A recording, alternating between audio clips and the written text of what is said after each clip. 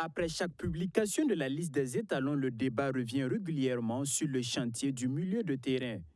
Les choix du sélectionneur sont souvent remis en cause en fonction des joueurs appelés ou pas. Le choix des hommes dans ce secteur névralgique est plus complexe qu'on le pense. 6, les 8, c'est vrai qu'il y a, c'est très paradoxal et complexe.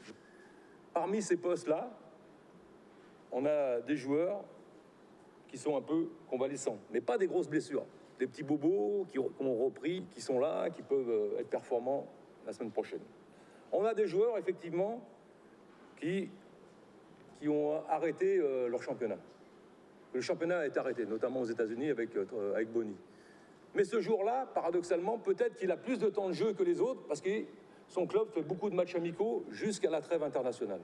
Ensuite, on a des joueurs qui, depuis l'autre jour, le dernier regroupement, ont été performants avec nous, mais qui n'ont pas beaucoup joué parce qu'ils ont pris un carton rouge. Et on a des joueurs, effectivement, qui ne sont pas titulaires aussi. Et on a des joueurs aussi qui jouent, qui ont du temps de jeu, mais moi, quand je regarde sur Wisecout, ceux qui jouent, le paradoxe, des fois, ça ne me convient pas, ça ne me plaît pas. Dans ce marathon vers une première qualification à la Coupe du Monde, le Burkina Faso sera face à la Guinée-Bissau le 17 novembre à Marrakech. Les Djourtous sont considérés comme un petit poussé dans le groupe A où figurent l'Égypte, la Sierra Leone, l'Éthiopie et Djibouti. Un avis que ne partage pas la tête pensante des étalons.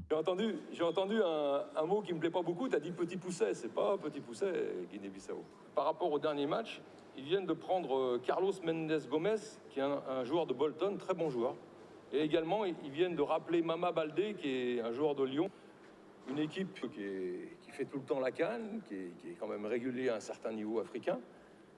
Donc à prendre très en considération. C'est un match très important pour nous, premier match de qualification. On connaît l'importance au niveau psychologique, quand il y a un groupe comme ça, de gagner le premier match. Critiqué pour son supposé manque d'ambition à la phase finale de la CAN 2023, Hubert Velud affiche clairement son ambition de conduire les étalons à la Coupe du Monde en Amérique.